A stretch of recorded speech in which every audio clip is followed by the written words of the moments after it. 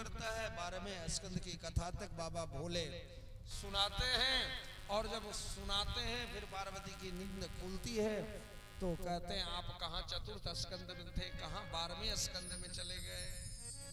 क्योंकि समाधि लग जाती है मैया भवानी की। कथा साधारण नहीं है, कथा इस भाव से सुनो कि समाधि में आ जाओ तुम। अगल बगल आजू बाजू में कुछ हो तुझे पता नहीं होनी चाहिए। कथा सुनते सुनते मैया भवानी जिस तरह से, बाबा शिव जिस तरह से राम राम जपते भय समाधिस्थ हो जाते हैं, आपको भी समाधि होनी चाहिए राम नाम से, श्याम नाम से, भगवान की कथा से। तब जाके कुछ होता है, तब जाके बात बनती है, तब जाके आपका जीवन सफल होता है। अब बाबा तो दंग रह गए, रे तू सो गई थी तो बीच में समाधि में चली गई थी बीच में, और फिर वो सुख को और त्रिशूल लेके दौड़ते हैं। वो जाते जाते व्यास जी के पत्नी के गर्भ में आज 1 2 नहीं 12 वर्ष तक बाबा ने प्रतीक्षा किया, लेकिन 12 वर्ष तक वो सुख जो निकुंज का है। निकुंज की कथा आप लोगों को मैं बाद में सुनाऊंगा कि निकुंज है कहां।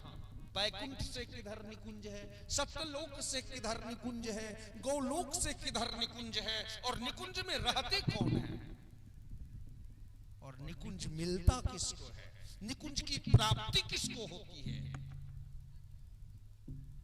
आज व्यास जी ने कहा कि हे शंभो, आप तो स्वयं जानते हो कि ये अमर कथा है, और जिसने भी अमर कथा सुन लिया वो हमेशा के लिए अमर हो जाएगा, ये मरने वाला नहीं है। और ये दूसरी बात है, श्री राधा जुकी निकुंज की ये सुख है, ये मरने वाला नहीं है। और वही फिर सुखदेव जी होते हैं। सुखदेव भगवान की जय। और आज ज्ञान क्या,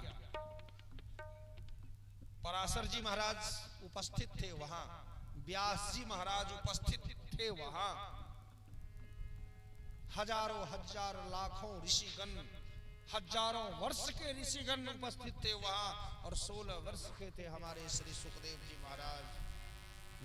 चौड़े कांधा, कंधे के ऊपर बाल लटके भय, चौड़ी छाती, दिव्य चमक, दिगंबर वेश धारे जब प्रवेश करते हैं हरिद्वार के गंगा के किनारे, तो जैसे सूर्य का उदय होता है, अंधकार दूर हो जाते हैं, सारे ऋषिगण उठ के खड़े हो जाते हैं, स्वागत करते हैं। सुखदेव के स्वागत के लिए उनके पितामह पराशर जी उठ के खड़े हो गए, उनके पिता व्यास जी उठ के खड़े हो गए। इसका भाव एक ही है कि उम्र बड़ा नहीं है, किसी भी कंडीशन में ज्ञान ही बड़ा है, और ज्ञान अगर कहीं से मिले तो उसको लेना ही मनुष्य का सबसे बड़ा धर्म कर्म हो जाता है। अगर ज्ञान मिल रहा है और उसे आप ले नहीं रहे हैं, इसका मतलब है कि आप मनुष्य होने के कंडीशन में नहीं हो।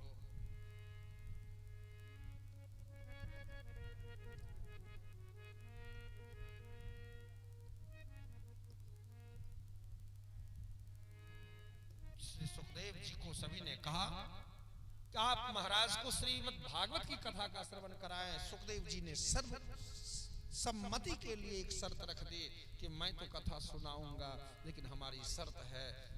क्या शर्त है? कि मैं कथा सुनाऊंगा, लेकिन हमारी शर्त क्या है कि जब तक मैं कथा सुनाऊंगा, जितने भी यहाँ लोग हैं सबको बैठ के कथा सुनना पड़ेगा। पितामह पराशर, दादा पराशर ने पिता व्यास ने कहा कि अहो धन्य है, अहं धन्योस्मि, अहं धन्योस्मि, मैं धन्य हो जाऊंगा कथा सुनते भय। और आज श्री सुखदेव जी महाराज के आसन पे आरूढ़ होते हैं, श्री परीक्षित जी महाराज कुशा के आसन पर बैठे हुए। साधारण थे नहीं परीक्षित जी महाराज। महाराज 3 अश्वमेध यज्ञ किए थे 16 वर्ष की अवस्था में, राम जी से नहीं हो पाया था अश्वमेध। सगर 16,60,01,000 पुत्र था, सगर को अश्वमेध सफल नहीं हो पाया था। कृपाचार्य के अध्यक्षता में 3 अश्वमेध जन्म जन्म मुनि जतन कराए। महाराज कई जन्मों तक तप जप करते हुए भी भगवान की प्राप्ति नहीं होती। और वो द्रोण्यस्त्र विप्लुष्टमिदं मदंगम, द्रोण्यस्त्र विप्लुष्टमिदं मदंगम, संतान बीजं कुरु पांडवानां, जुगो भुगुजेगतया मातुष्यमे शरणं यदाया। आप सोच सकते हो कि द्रोणी कहा गया, द्रोणीस्त्र, द्रोणी जो अस्त्रम द्रोण्यस्त्रम विप्लुष्टम दग्धं मिदं यत्, द्रोण्यस्त्र विप्लुष्टमिदं मदंगं संतान बीजम, पांडवों के संतान का बीज मात्र बचे हुए थे।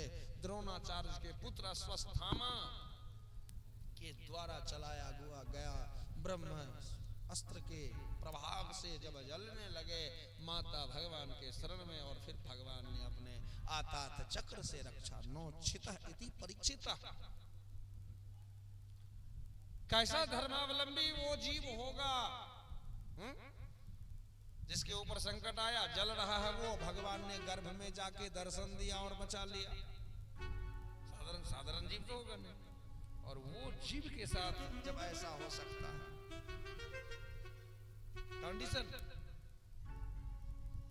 संपत्ति, कंडीशन अभिमान, कंडीशन मद, ये साधु नहीं हो सकता। प्यासे में मर रहा हूं, आवाज दे रहा हूं, सर्प लटकाया, अपमान दूसरे का करना। तो सद्य गांडीव धारी अर्जुन का पोता है। सोच सकते हो आप, जब वो दूसरे का अपमान करने के बाद इतने बड़े दुख को पा सकता है, तो आपकी क्या है आप उस योग्य है, काबिल है?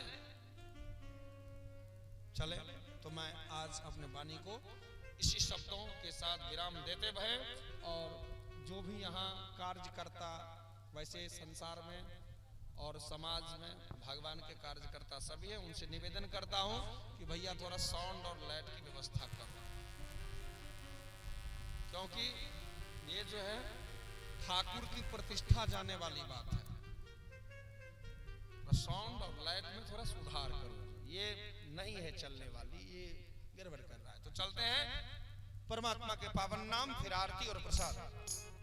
अब लैब वाले आए बेचारे दिल्ली से, और लैब आपका हो नहीं रहा कथा। क्या प्रॉब्लम है, आने से क्या फायदा?